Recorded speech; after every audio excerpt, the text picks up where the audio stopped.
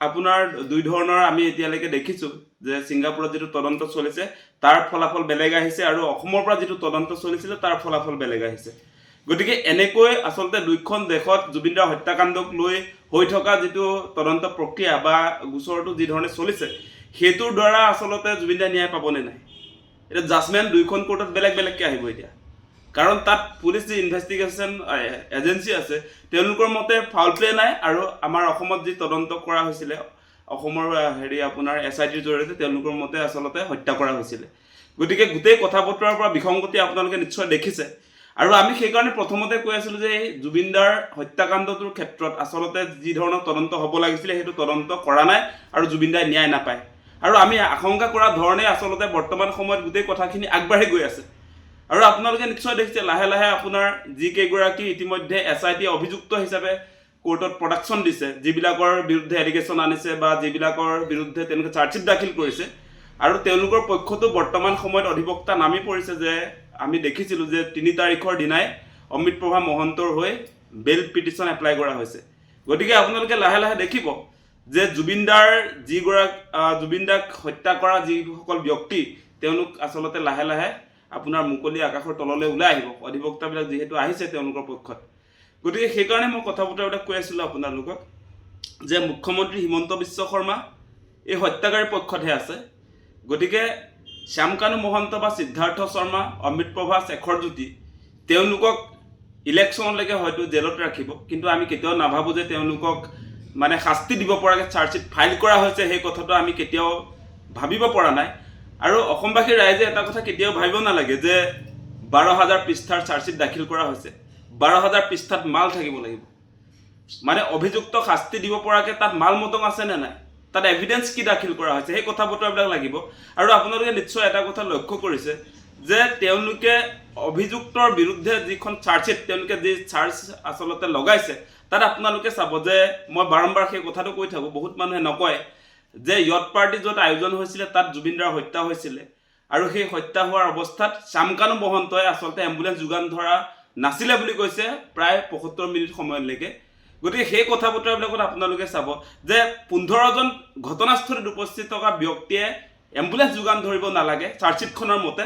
আৰু আপোনাৰ শ্যামকানু মহন্ত যিগৰাকী ব্যক্তি আচলতে সেই য়ট পাৰ্টিত নাছিলে, যিগৰাকী ব্যক্তিয়ে নৰ্থ ইষ্ট ইণ্ডিয়া ফেষ্টিভেল চলাই আছিলে, সেই ব্যক্তিজনেহে বোলে আপোনাৰ এম্বুলেঞ্চখন যোগান ধৰিব লাগিছিল বুলি আপোনাৰ এই চাৰ্জশ্বিটখনত তেওঁলোকে উল্লেখ কৰিছে। গতিকে সেই বস্তুটোৰ ক্ষেত্ৰত আমাৰ প্ৰশ্নটো হৈছে কোৰ্টে সুধিবনে নুসুধে যে ঘটনাস্থলীত যিসকল ব্যক্তি উপস্থিত আছিলে তেওঁলোকে যোগান ধৰিব লাগেনে এম্বুলেঞ্চ, নে বেলেগ অনুষ্ঠানত থকা ব্যক্তিজনে আচলতে এম্বুলেঞ্চখন যোগান ধৰিব লাগে। সেইটো বোলে আটাইতকৈ ডাঙৰ এলিগেশ্যন বুলি কৈছে তেওঁলোকৰ মতে। মানে সেইটো আচলতে এলিগেশ্যনটোক তেওঁলোকে এভিডেঞ্চ বুলি দাখিল কৰিছে তাতে, সেই কথাটো ওপৰি যাবনে নাই আচলতে কোৰ্টত সেই কথাটো আপোনালোকে বিবেচনা কৰি চাওক।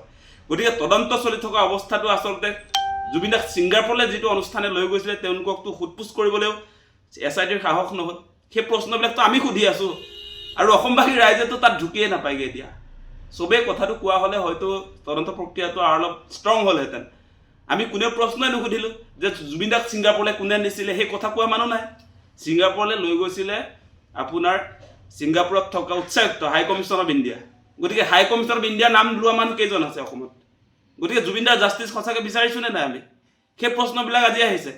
গতিকে ইয়াত অসমত যি তদন্ত চলিলে তাতো আপোনাৰ এই পুথি খলিহনা 5গৰাকী ব্যক্তিক আচলতে দোষী সাব্যস্ত কৰা হৈছে, আৰু অনুষ্ঠানটো মেইন উদ্যোক্তা আচলতে নৰ্থ ইষ্ট ইণ্ডিয়া ফেষ্টিভেলৰ আপোনাৰ বিদেশ মন্ত্ৰণালয়, আপোনাৰ বিদেশ মন্ত্ৰী বা তাত থকা হাই কমিশ্যন অফ ইণ্ডিয়াৰ উচ্চায়ুক্ত কমিশ্যনাৰ, তেওঁলোককতো সোধপোছ নকৰিলে কেনেকৈ আচলতে জুবিনদাক জাষ্টিছ দিব, সেই কথাটো আপোনালোকে ভাবি চাওক এতিয়া। গতিকে আমি যিবিলাক কথা কৈ আছিলোঁ যে জুবিনদাৰ ন্যায় দিয়াৰ পক্ষত আচলতে বিজেপি চৰকাৰখন নাই, আৰু এই আদৰ্শগত সংঘাতবিলাকৰ কথাটো আমি কৈ আছিলোঁ যে জুবিনদাই আচলতে বৰ্তমান সময়ছোৱাত এই শেহতীয়া 2-3 বছৰ ধৰি বিজেপিৰ কিছুমান আদৰ্শগত কথাত ঘোৰ বিৰোধিতা কৰিছিলে। আপোনালোকে সেই কথা বতৰাবিলাক দেখিছিলে। ইভেন তেওঁতো লাষ্ট ষ্টেটমেণ্টটো আপোনালোকে দেখিলেই যে অসমীয়া জাতীয়তাবাদৰ আটাইতকৈ গুৰুত্বপূৰ্ণ ষ্টেটমেণ্টটো দি থৈ গ'ল, যিটোৱে বিজেপিক আচলতে আঘাত দিছিলে। যে বিজেপিক প্ৰশ্ন উত্থাপন কৰি তেওঁ কৈছে যে আচলতে বিজেপি চৰকাৰে, কেন্দ্ৰীয় চৰকাৰে আমাক কি দিলে? আমি অসমে দি আছোঁ, আমি চাহপাত দি আছোঁ, আমি গড় দি আছোঁ, আমি কয়লা দি আছোঁ, আমি চূণশিল দি আছোঁ, আমি জুবিন গাৰ্গ দি আছোঁ, সেই কথাটো কোনে ক'লে? সেইটোৱে অসমীয়া জাতীয়তাবাদৰ আটাইতকৈ ডাঙৰ প্ৰশ্নটো হয়নে নহয়? যে বিজেপি চৰকাৰে বা কেন্দ্ৰীয় চৰকাৰে আমাক কি দিলে সেই কথাটো কোনে উত্থাপন কৰিলে গতিকে সেই কথা বতৰাবিলাকে সাংঘাতিক ধৰণে বিজেপিক আঘাত সানিছিলে আৰু আপোনালোকে দেখিছে যে কা আন্দোলনৰ সময়ত জুবিনদাৰ যিটো ষ্টেণ্ড সেইটো আপোনালোক সকলোৱে নিশ্চয় দেখিছিলে আৰু শেহতীয়া যিটো দীঘলী পুখুৰীৰ পাৰত যি গছ কটাৰ অভিযান তাৰ ঘোৰ বিৰোধিতা কৰি জুবিনদাৰ নৰিয়া গাৰে গছ ৰক্ষাৰ আন্দোলনটোত নেতৃত্ব দিছিলে গতিকে এনে কিছুমান কেতবোৰ কথাত বিজেপিৰ লগত আদৰ্শগত তেওঁৰ সংঘাত আহিছিলে সেই কথা বতৰাবিলাক চাব লাগিব আৰু সেইকাৰণে আচলতে জুবিনদাই ষড়যন্ত্ৰৰ বলি হ'ল নেকি সেই কথা বতৰাবিলাক আহিছে গতিকে অসমৰ ৰাইজক সেই কথা বতৰাবিলাক অনুধাৱন কৰিবৰ কাৰণে অনুৰোধ জনাইছোঁ আৰু লাহে লাহে জাষ্টিছ বিচৰা মানুহৰ সংখ্যাও কমিছে মোবাইলত আপোনাৰ ফেচবুকত যি আমাৰ ডিজিটেল মিডিয়া আচলতে মুভমেণ্ট চলি আছিলে #justice4Jubin Garg সেইটো লাহে লাহে কমি আহিছে গতিকে এনেকৈ জুবিনদাক আচলতে আমি ন্যায় দিব নোৱাৰোঁ গতিকে আমি এটা কথা মনত ৰখা ভাল যে হত্যাকাৰী পক্ষত চৰকাৰৰ ভুল সিদ্ধান্তৰ কাৰণে চৰকাৰে প্ৰয়োজনীয় আচলতে ব্যৱস্থাপনা ছিংগাপুৰত জুবিনদাক নিদিয়াৰ কাৰণে জুবিনদাৰ হত্যা হৈছে গতিকে সেই কথাটোহে আমি আচলতে সুধিব লাগে মই সেইকাৰণে সদায় কৈ থাকোঁ আপোনালোকে নিশ্চয় শুনি থাকে যে জুবিনদাক ছিংগাপুৰলৈ কোনে নিছিল আমি কৈ থাকোঁ যে বিজেপি চৰকাৰে নিছিল বিজেপি চৰকাৰে জুবিনদাক ছিংগাপুৰলৈ নিনিয়া হ'লে জুবিনদা জীয়াই থাকিলেহেঁতেন সুস্থ শৰীৰে আজিৰ তাৰিখত সেই কথাটো কৈছোঁ আৰু তদন্ত ক্ষেত্ৰত আপোনালোকক এটা কথা আৰু কৈছিলোঁ আমি যে ছিংগাপুৰ আৰক্ষী আৰু অসমৰ SITৰ যিটো আচল তদন্ত প্ৰক্ৰিয়া এইটোত কিয় ডিফাৰেঞ্চটো আকাশ পাতাল কাৰণটো কি মানে ছিংগাপুৰ আৰক্ষীয়ে ঘটনাস্থলীত তদন্ত কৰিছে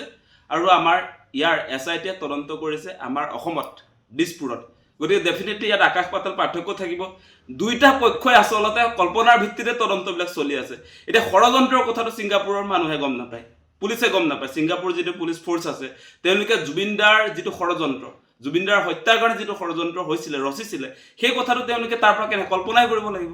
ইয়ালৈ আহিতো তেওঁলোকে কোনো মানুহক খুটপুচ কৰা নাই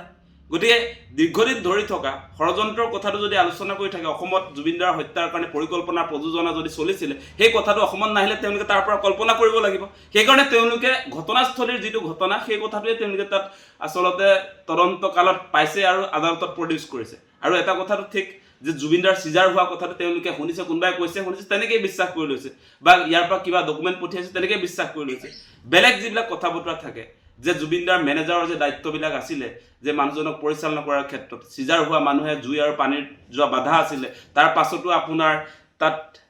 পানীৰ মাজলৈ লৈ যোৱা হ'লে এই কথা বতৰাবিলাক আছিলে আৰু ছিংগাপুৰৰ ক্ষেত্ৰত আপোনালোকে জানে এটা কথা যে ছিংগাপুৰ যিখন আচলতে দেশ তাত সাংঘাতিক ধৰণৰ আচলতে পৰ্যটক আহে আৰু তাত যদি কোনোবা মানুহক হত্যা কৰা হৈছে বুলি কয় তেওঁলোকৰ লোকচান আছে সেইটো মেইন কথা কিন্তু যে ছিংগাপুৰৰ নিচিনা ঠাইত যদি কোনোবা মানুহক হত্যা কৰা হৈছে বুলি যদি ছিংগাপুৰ আজি জুবিন গাৰ্গৰ নিচিনা মানুহক যদি ছিংগাপুৰত ষড়যন্ত্ৰ কৰি আচলতে হত্যা কৰা হ'ল বুলি কয় তেতিয়াহ'লে ছিংগাপুৰ এনেকুৱা দেশ নেকি যে ক'ৰবাৰ মানুহৰ মানে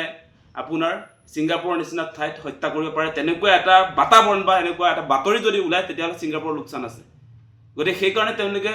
ডেফিনেটলি নিজৰ ৰাষ্ট্ৰখনৰ স্বাৰ্থত তাত আচলতে হত্যা হৈছে বুলি তেওঁলোকে ক'ব নোৱাৰে সেইটো মূল কথা গতিকে সেইকাৰণে কৈছোঁ যে জুবিনদাৰ ক্ষেত্ৰত ইনজাষ্টিছ হৈছে আৰু সেইকাৰণে আপোনালোকে দেখিছে